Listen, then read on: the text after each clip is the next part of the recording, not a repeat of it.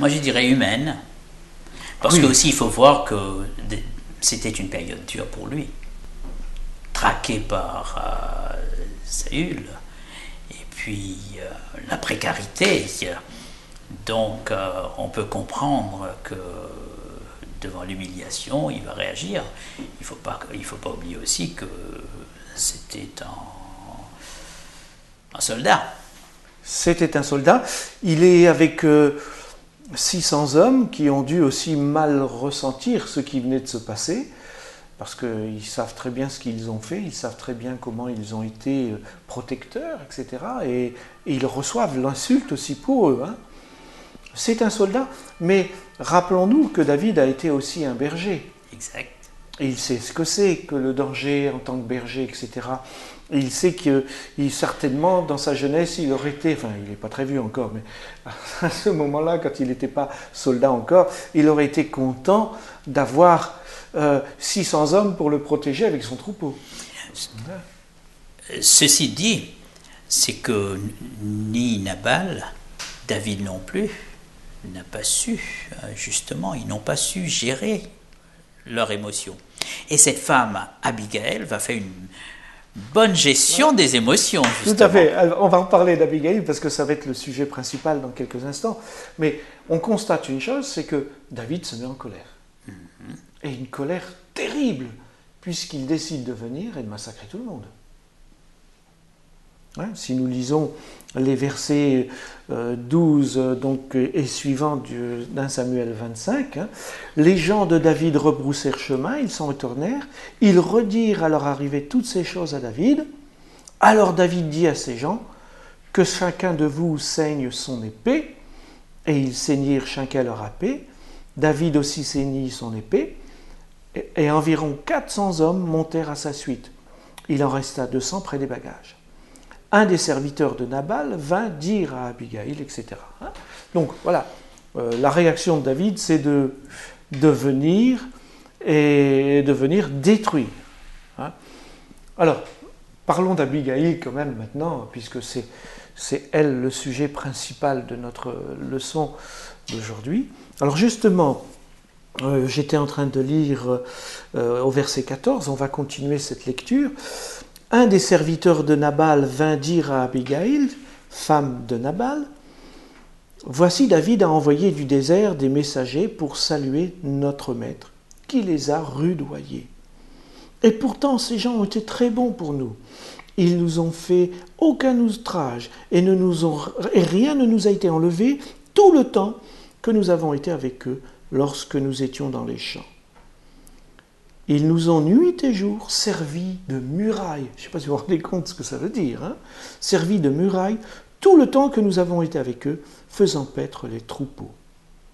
Sache maintenant et vois ce que tu as à faire, car la perte de notre maître et de toute sa maison est résolue.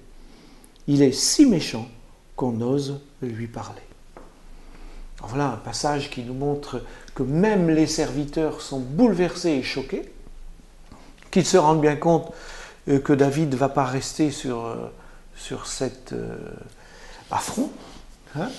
Est-ce qu'on peut dire ici que nous sommes devant la belle et la bête, parce que dans le texte on nous dit qu'elle était belle, non seulement elle était intelligente, elle était belle. C'est clair, mais même les serviteurs ont cette sagesse. Exact. C'est intéressant de comprendre que leur maître a été complètement stupide dans sa réaction. Et alors ils vont vers l'épouse. Et c'est intéressant de voir qu'ils vont vers l'épouse. Ça note qu'ils avaient su voir en elle quelqu'un de sage et que c'était peut-être pas la première fois qu'elle intervenait pour rattraper des situations. On ne le saura pas, le texte ne le dit pas. Mais cette réaction des serviteurs montre qu'il devait y avoir quelque chose quand même. Hein. Je ne sais pas ce que vous en pensez. Oui, c'est quelqu'un qui inspirait confiance et son bon sens a été reconnu aussi par ses serviteurs. Parce que la leçon veut mettre l'accent sur le bon sens de cette femme et c'est un bon sens qui n'est pas passé inaperçu. Tout à fait. Hein. Surtout quand ils lui disent hein, vois ce que tu as à faire. Donc, reste pas les bras ballants, en quelque sorte. Hein. Et là, il y a sentiment, justement, il y a l'urgence. On demande de l'aide, sinon David vient et écrase tout. Hein.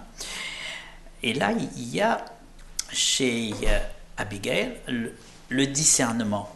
Cette rapidité de voir la situation, cette perception de pouvoir prendre une décision rapide.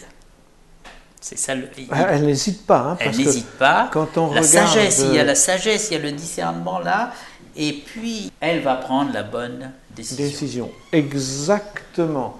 Elle va prendre la bonne décision.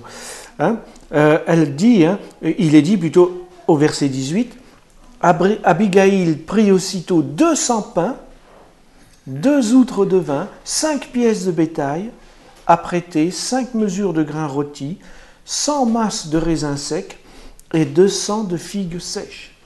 Et elle les mit sur des ânes. Elle dit à ses serviteurs, passez devant moi, je vais vous suivre. Elle ne dit rien à Nabal, son mari. Vous avez vu, elle prend beaucoup de provisions. Ça montre déjà qu'ils étaient riches. Hein. Ah ouais, plus que ce que David a demandé. Plus que David a demandé, oui. Et donc, elle va monter sur son âne et elle va donc à la rencontre de David. Et on nous dit qu'elle prend un chemin couvert. Et voici que David et ses gens descendent par le même chemin. Hein. Ils vont se retrouver. Il y a là, je dirais presque une volonté divine qui se retrouve sur le même chemin, parce que peut-être qu'il y avait d'autres chemins pour venir jusque chez Nabal. Bon, ça, j'extrapole peut-être un peu. Et donc, arrivée devant David, elle va se prosterner carrément devant David. C'est quelque chose d'impressionnant.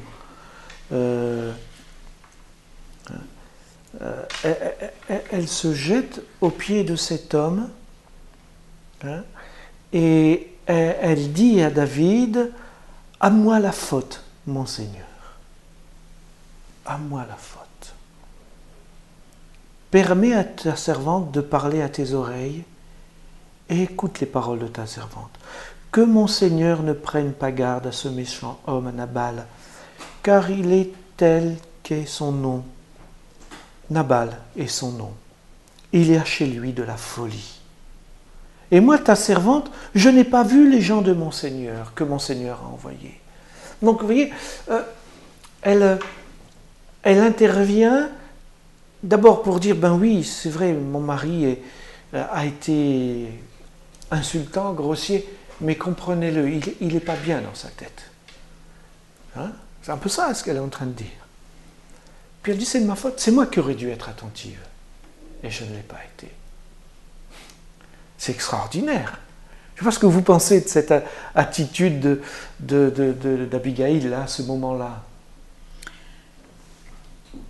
C'est pour apporter la paix, et puis avec beaucoup de diplomatie, de tact, de savoir-dire de sa part, pour pouvoir calmer la fureur de David. Et tout à fait. Elle a su très bien faire cela. Oui, et... En fait, moi je pense que Abigail, c'est l'exception d'une analyse que l'on fait généralement de la femme de l'Ancien Testament. La femme dans l'Ancien Testament est souvent décrite comme étant obscure, soumise, sans statut social, sans mari et sans enfant mâle. Or, cette femme montre qu'elle est capable de prendre des décisions sans se référer à son mari. Donc, ce n'est pas une femme soumise. Et quand on lit son discours, sa manière de s'exprimer, on sent derrière une certaine formation, une femme qui pense, une femme qui est capable de s'assumer en tant qu'être humain et qui n'a pas besoin de son mari. D'ailleurs, le texte nous dit qu'elle prend toutes ses décisions sans l'aval de son mari.